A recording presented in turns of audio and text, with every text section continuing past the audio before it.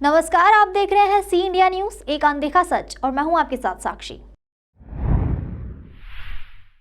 Mahidpur SDM Kailash Chandra Thakur के खिलाफ पत्रकारों का गुस्सा सातवें आसमान पर जा चुका है। अब हालत यह है कि खुद पत्रकार संगठन कलेक्टर ऑफिस में धरने पर बैठ गए हैं।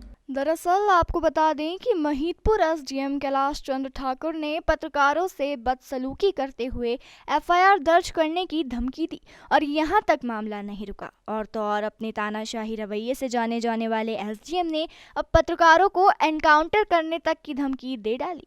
फिर क्या था, पत्रकारों का गुस्सा और भड़क उठा और कलेक्टर कार्यालय पर जाकर धरना प्रदर्शन में लग गए। हालांकि पत्रकारों की मांग है कि तत्काल प्रभाव से अगर एसडीएम ठाकुर को निलंबित कर कार्यवाही नहीं की जाती है तो पत्रकार आगे और आंदोलन करेंगे। इसके लिए खुद प्रशासन जिम्मेदार होगा। किस विषय और मुद्दे को लेकर आज आप कलेक्टर ऑफिस के बाहर बैठे हैं? आज हम महिदपुर पत्रकार के सभी पत्रकार साथी आज यहाँ कलेक्टर ऑफिस के बाहर धरने पर बैठे हैं, क्योंकि हमारी मांग पिछले 20-25 दिन पूर्व हमने कलेक्टर साहब से की थी, जो आज दिनांक तक पूरी नहीं हुई। हमें आश्वासन दिया गया था कि आपकी मांग 7 दिवस में पूर्ण कर दी जाएगी, लेकिन हमें आश्वासन के बाद भी आज दिनांक तक कोई कार्रवाई नहीं देखने को मिली है।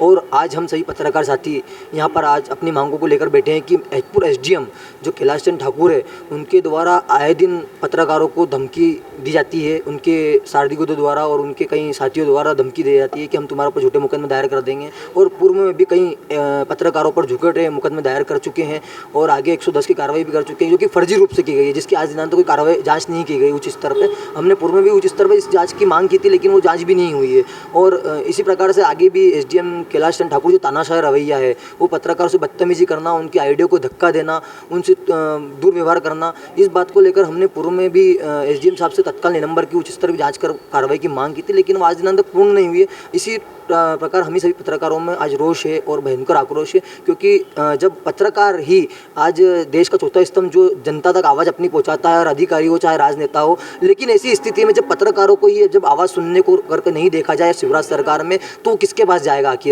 आज हमें विवश होना पड़ा, इस बात की हमें गहन विवश ना होना पड़ रहा है कि हम आज धरने पर बैठना पड़ रहा है, क्योंकि हम देश के चौथे स्तंभ में, जिसे आज हमें आज़ादी देखा जाए तो कल हमारे देश ने आज़ादी मनाई है, जिस देश बात की आज़ादी है, हमें जो देश के चौथे स्तंभ माना गया है पत्रकारों को, वो आज़ादी हमसे छीनी गई है।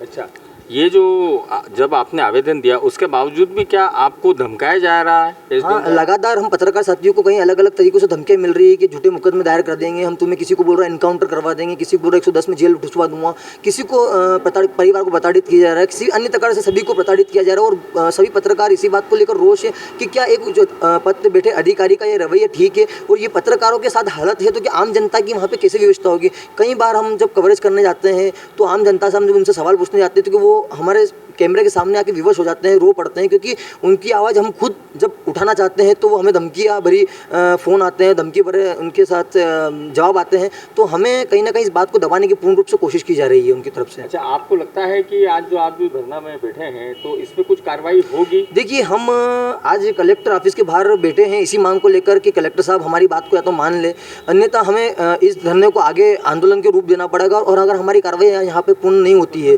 तो हमें कठोर निर्णय लेने के लिए विवश होना पड़ेगा, और हम प्रदेश लेवल पे ये आंदोलन की लिए भोपाल हमें सीएम हाउस के जाना पड़ेगा। तमाम खबरों के लिए देखते रहिए सी इंडिया न्यूज, एक अनदेखा सच।